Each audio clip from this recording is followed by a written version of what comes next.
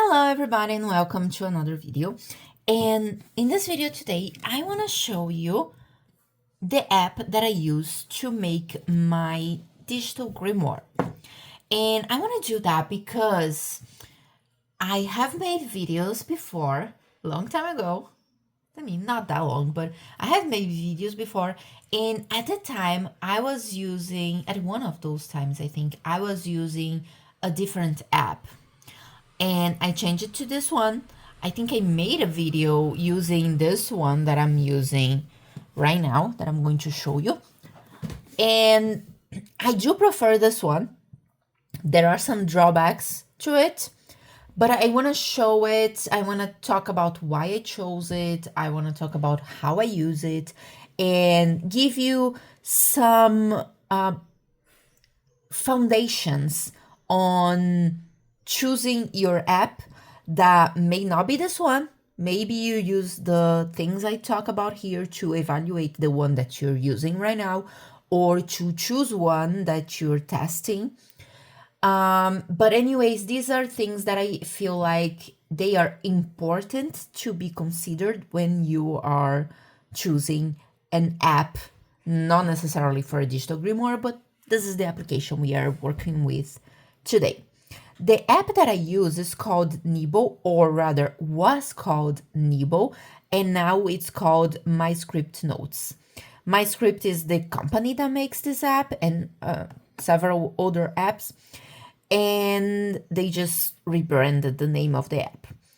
It's like advertised to be using AI with the app. I honestly don't use the AI part, so I couldn't tell you. I'm sure it's very useful, but it's not the reason why I'm using this app, so it's not going to be part of this video, okay? So this is it. Let's open it.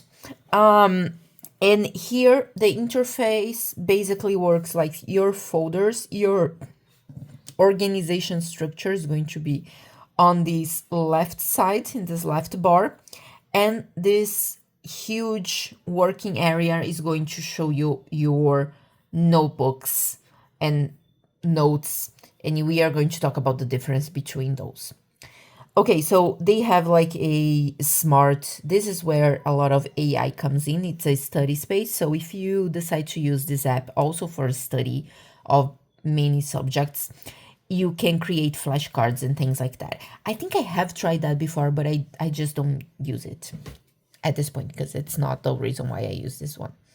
So I divided my particular structure here in a specific way that might change from time to time, and it's a little bit messy, so I'm not going to show everything, but the structure is I have an inbox with a folder. So you basically have huge folders here, which are kind of areas or categories or classifications in which you're going to put your folders. I have an inbox one with notes, and when I want to create a new note and I don't want to waste any time deciding what folder is it supposed to go in, I just create it here, and then I can go back later and process it, or even delete the note if I have already taken action on what is in there. This is kind of an aid on my productivity too, so that's what it is. So I have the inbox. I have a diary in which I usually divide by years, and I can just journal in there. I do that a lot in physical format now, but I haven't stopped using the digital, okay? So I kind of go jumping between the one and the other. So if I'm traveling and I'm only using my iPad, I'm going to do it here. I'm not going to stop journaling just because I didn't want to carry 1, 2, or 3 notebooks and have them weighing on my back, on my backpack. I am going to use the digital things that I have, you know, and it's not the best solution, you know, because I could be using just paper or just digital and know exactly where everything is. But my journaling, a lot of my journaling, a lot of my diary is me just letting things out. And it's very useful, yes, but I don't return to it as much as other types of notes. So I think it's okay to be a little bit messy in there. I have one here for fun because I play RPGs and solo RPGs and journaling RPGs, so I do take a lot of notes on that as well. And this is my kind of Book of Shadows stuff. I was doing some tarot studies in here, but then I moved on to paper. I really like using paper, okay? So digital for me is more about convenience at this point than actually being my preferred choice of anything, you know? But I do like digital. I have studies for like topics I'm exploring, and I have some templates like the tarot journals that I was designing for this thing, but I'm not necessarily using right now. I'm using like physical notebooks at this point. Okay, so to create something, we have here this create button, and there are 4 different options for creating a journal here. And these options are: you can create a new notebook, that's what I have in here. You can create a new board, a new document, or import as PDF. So this import as PDF is the one that we use for templates, such as this one that I do have on my links on the description if you want to check. I have a tarot journal that has like a yearly overview. As you can see, I did not keep up with this. I have this in physical form, completely filled out, but not in like digital form. And I have some blank pages, some template pages with grids and dots and stuff, a year ahead spread. I was designing something that I actually used this on paper. I was designing it digitally, but I ended up not using digitally. And the thing about these ones are, if I click on any part in here, like in this calendar, I get taken to my year overview. It's kind of a calendar, overview of the year. I like taking one card per day to have like a lesson or a expectations for the day or something to look out for the day. Depends on the time of the day I take the card. And then I record it.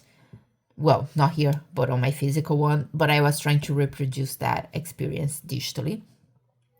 And there are links. That's the beauty about using PDFs and importing them here. You can just annotate on them as you would, on any other type of note, but you have the links here to go anywhere you want to go on the document, and it can make your life easier. There are 2 things that made me not use this type of journals anymore. First thing is, I like make things myself, make things using my own hands. So having a template pre-made, it is going to make my life easier, yes, but it's going to take out of my routine something that I love a lot, that is make things myself, that is spending the time drawing the boxes, creating the layout by hand, making things, myself every single time. It might seem like a waste of time to some people. To me, it feels like meditative, it feels like mindful, it feels like I'm putting in the effort and the time. So it's kind of a ritual for myself, and that made me stop using it. Another thing that made me stop using it was the way that this app in particular manages the PDF links. And I have used a lot of other apps before. They are all great in different ways. I cannot tell you like, oh, this one is the best one, use this. It will depend on you, your style, what you want. Try them, okay? Try them all. and see which one you prefer. This one, it does something different. On most of the other apps that I have tested, when I make a link to somewhere and I click on that link, it takes me to that page. But for example, in these templates here, like a grid template or a dot template or blank template or a line template, I make this template so that I can come here, duplicate this page, and then move it to another part of my notebook to use it. What happens here is, when I duplicate and move my page up, let's say to the beginning of my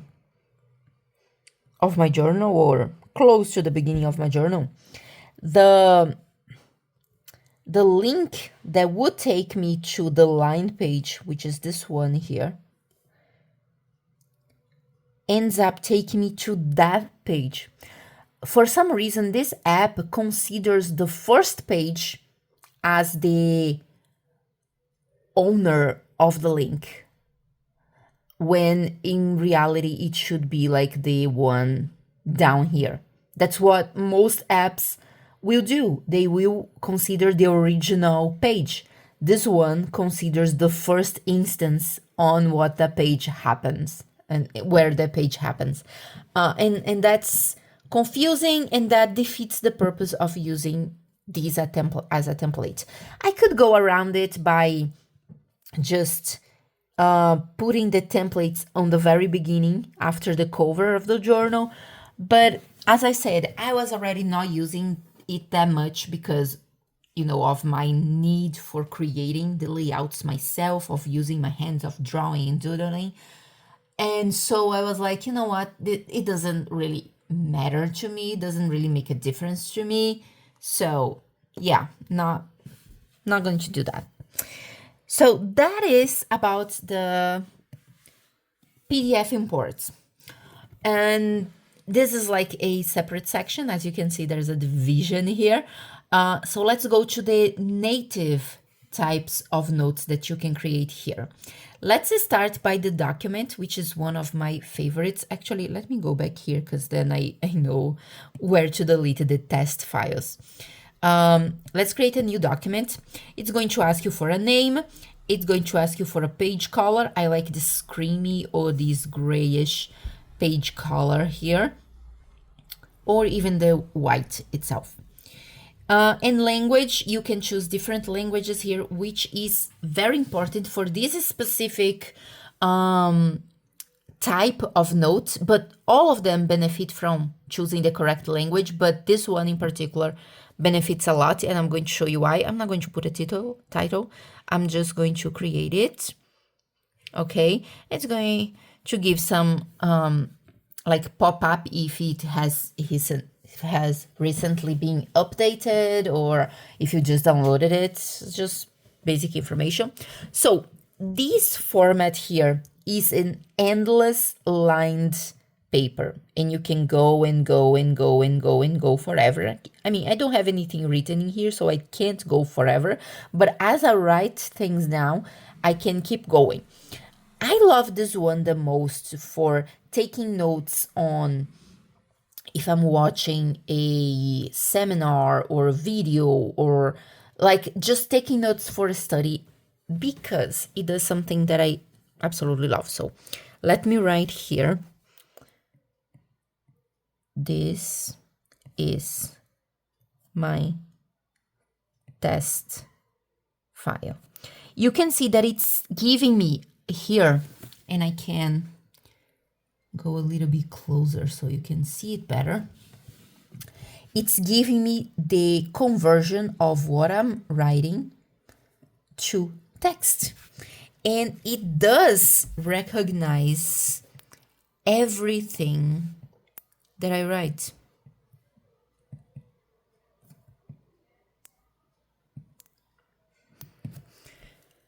It does. It's just great. Why do I like that so much? I mean, all apps basically nowadays that you can find about handwriting can do that. The best ones can do that. You know, why do I like this one so much? This one that does this live conversion. Because usually what you have to do in most apps to convert to text is you have to go select the text, click on it, click convert, and then it's going to convert to you. Sometimes you even have to choose right there what's the language, but this one is already set as we create the file. And in this case here, I don't have to get rid of my handwriting. I can just come here on the top right corner and I can choose export and I can choose text export, and it's going to export my text that I can copy and paste somewhere else on an email, on whatever I want, you know. Also, this format of file here, it's phenomenal because if I skip one line, if I, skip, this is skip one line, it automatically recognizes that I have a different paragraph. So when I go to export my stuff here, it's going to give me every block separated in different paragraphs, which is not the case for a lot of apps out there. When you try to convert something, if you like write the first line and then write the second line, it breaks line by line. Like it doesn't recognize that you're writing like a block of text, a paragraph, and this one does. This format specifically, the document format does. And I love it so much because a lot of times I don't want to type things out. I want to write them. And then, because I get information a lot more, it's just better for me to understand things if I write them by hand. And at the same time, I want to have things typed out on a note-taking app. I particularly use Obsidian. And I like having it there so I can search for things if I need them, you know? And it's just more organized than a handwriting system, but I still want the benefits of handwriting things. So that kind of gives me less work on converting things and putting on in another app that is better to dealing with long texts and searching through text and having information, if that makes any sense. So that's why I love this one so much. The document format is just phenomenal to me. And if you don't put a title, it's going to take from what you write in the beginning. The other format that we have here is the board. And same options, but now you can choose the style of the page. I usually go for gridded because it's easier if I want to doodle something or whatever. So I created it, and it's an infinite canvas that you can scroll on and on any side. And in here, we just make stuff. I like making mind maps a lot in this one. I just think it's awesome. There are apps to make mind maps, but I like making them by hand. As I said, doing things by hand is what helps me like understand things, remember things, and it just feels more real to me. I don't know how to explain it. It's just better, I think. So I like to do a lot of mind maps. I like to do some sketch notes, which are notes that you take not only by text, but adding visual aids, doodles, images. Actually, you do a lot more of visual interpretation than just text. So I love doing that as well. And this infinite canvas is perfect, so I don't have to like pre-plan that I'm gonna run out of space by this box in here or this one in here. I can just keep going endlessly, and I love it. And yes, I can still have the conversion here, but it's going to work more like the other apps that need like the clicks and stuff like that. But it's awesome. I like it.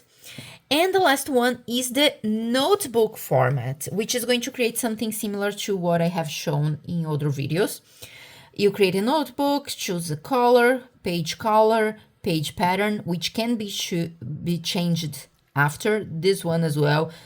Basically, everything here can be changed later. Almost everything here can be changed later. Let me put just a random color so that I know that I can delete that one.